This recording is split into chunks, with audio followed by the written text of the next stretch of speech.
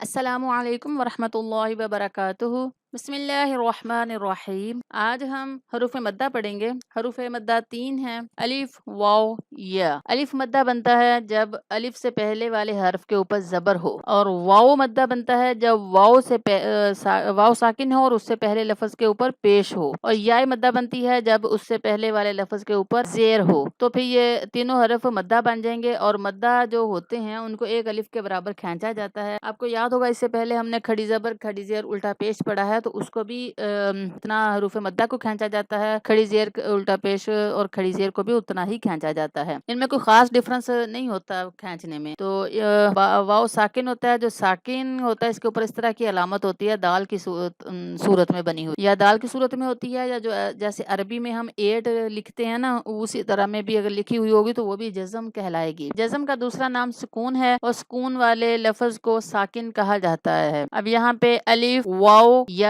ساکن ہوگی، آپ نے یہ یاد کر لینا ہے۔ قرآن پاک میں تقریباً ہر لائن میں ہی کافی سارے حروف مدہ آتے ہیں، اگر ان کو پورا ادا نہ کیا جائے تو معنی میں بہت تبدیلی آ جاتی ہے۔ اب ہم اس کو پڑھیں گے: با زبر الف با، با پیش واو بو، با زیر یا بی، با بو بی۔ اسی طرح تا زبر الف تا، تا پیش واو تو، تا زیر یا تی، تا تو تی، سا سو سی، ح حو حی، قا خو خی، را رو ری۔ اسی طریقے سے زا کو سختی سے پڑھنا ہے: زا زو زی، غا تو تی، غا زو زی، فا فو فی، ہا ہو ہی، یا یو یی، آ او ای۔ یہاں پہ ہم پڑھیں گے حمزہ زبر الف آ، اگر ہجے کرنے پڑھتے ہیں تو حمزہ زبر الف آ، حمزہ پیش واو او، حمزہ زیر یا ای، آ او ای۔ یہ قاعدہ آپ نے اچھے سے یاد کر لینا ہے۔ الف مدہ ہوگا جب الف سے پہلے لفظ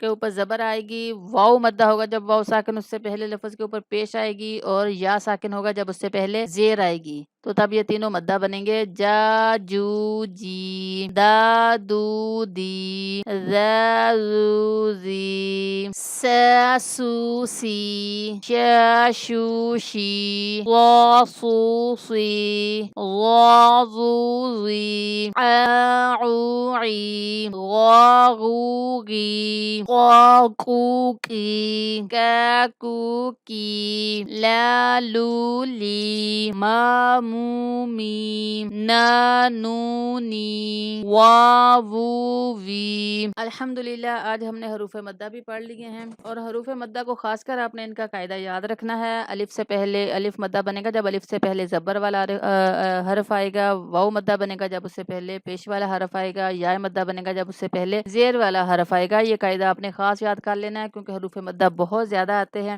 مجھے تیز تیز پڑھانا پڑتا ہے کیونکہ وہ ویڈیو بہت لمبی ہو جاتی ہے، لیکن اگر آپ کو ایک بار میں سمجھ نہیں آتی تو آپ ویڈیو کو دوبارہ دیکھیں، اور جب تک آپ کو سمجھ نہیں آتی آپ بار بار اس کو دیکھیں، تاکہ آپ اچھی طرح آپ کو جب بار بار دیکھیں گے تبھی آپ کو اچھے سے سمجھ آئے گی۔ تو اللہ تعالیٰ آپ کے سمجھنے میں بھی آسانیاں پیدا فرمائے، یاد رکھنے میں بھی آسانیاں پیدا فرمائے، اور ہماری چھوٹی سی جو محنت ہے محنت کو اللہ تعالیٰ اپنی بارگاہ میں قبول و منظور فرمائے۔ ختم کرتے ہیں اسی دعا کے ساتھ: السلام علیکم ورحمۃ اللہ وبرکاتہ۔